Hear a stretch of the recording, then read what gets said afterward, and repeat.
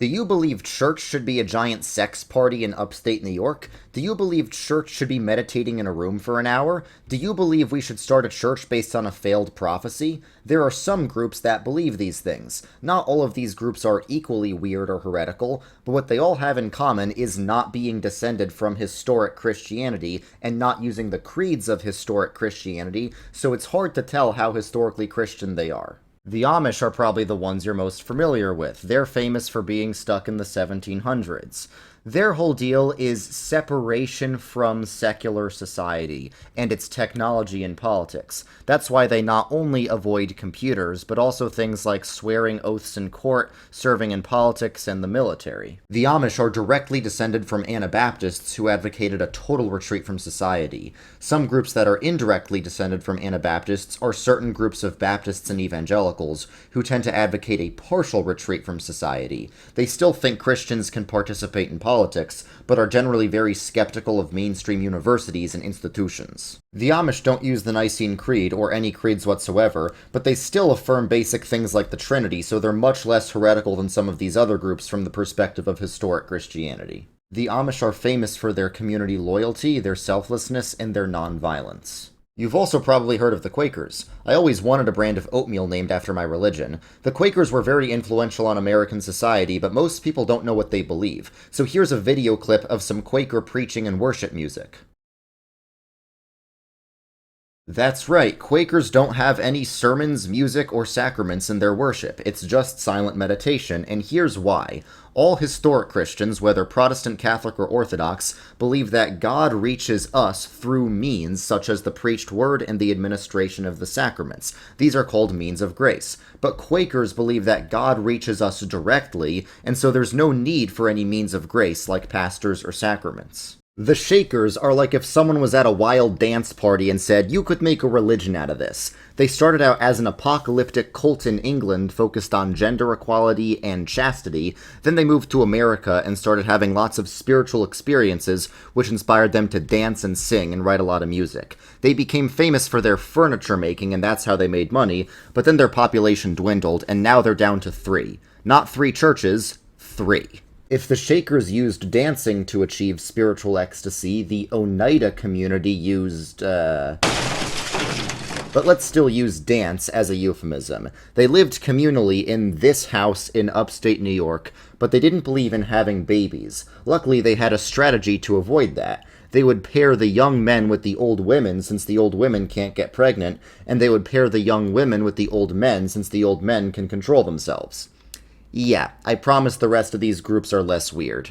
For example, the Disciples of Christ are pretty normal. They come from Alexander Campbell's Restorationist movement in the 1800s, which said all historic Christian denominations, whether Catholic, Protestant, or Orthodox, are all corrupt and we need to start Christianity from scratch. This is not what the Protestants did. They're not Protestant. Protestants believe in sola scriptura, where the Bible is the highest and only infallible authority, but church tradition and church fathers are still lesser authorities. The Restorationists, on the other hand, believe the Bible is strictly the only authority whatsoever.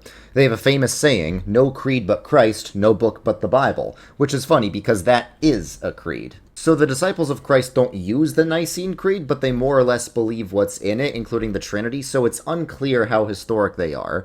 If you see a church that's just called Christian Church, most likely it's Disciples of Christ. Of all these groups, they have the most mainline status, even if they aren't exactly mainline Protestant, because they're not Protestant. But they do have very traditional worship, they do have the same drift towards liberalism as the other mainlines, and they are very institutionalist compared to these other groups. They do found some institutions, including TCU, which itself should be considered a heresy. There's also the Churches of Christ, which are the more conservative branch of the same Restorationist movement. They're famous for having no instruments in worship, for having all local churches be independent, and for believing in baptismal regeneration. They're basically the only denomination that believes baptism saves but also doesn't baptize babies. Then there's the International Churches of Christ, which split from the Churches of Christ in the 1970s. They're a lot more hierarchical, and there are some accusations of them being more cult-like.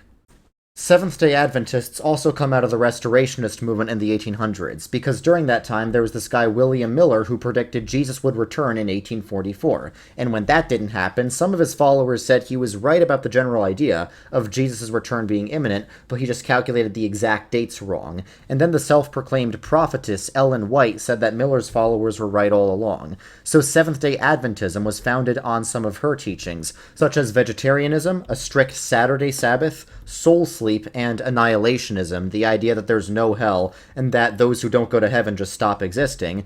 And she was the first to teach a strict young earth creationism based on a dream she had about God creating the earth in 6 days. It's not clear if she believed in the Trinity, at least in the classical sense, and within Adventist history, many of its theologians have denied the Trinity, which is why they're in the borderline category.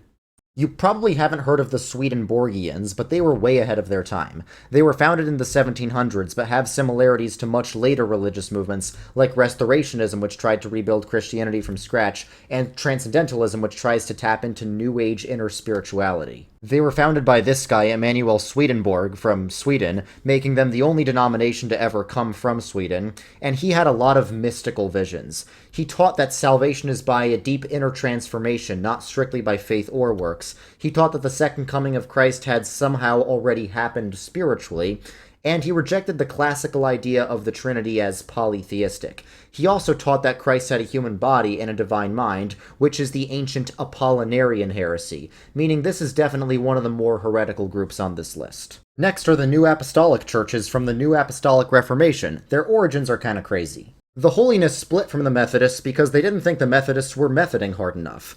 Then the Pentecostals split from the Methodists who didn't think the Methodists were methoding hard enough because they didn't think the Methodists who didn't think the Methodists were methoding hard enough were methoding hard enough. Then the New Apostolic churches split from the Methodists who didn't think the Methodists who didn't think the Methodists were methoding hard enough were methoding hard enough because they didn't think the Methodists who didn't think the Methodists were methoding hard enough were methoding hard enough were methoding hard enough. The New Apostolics methoded so hard they became a hyper-charismatic group which believes in modern-day apostles that can pronounce spiritual authority, which usually means some sort of boomer televangelist Christian nationalism.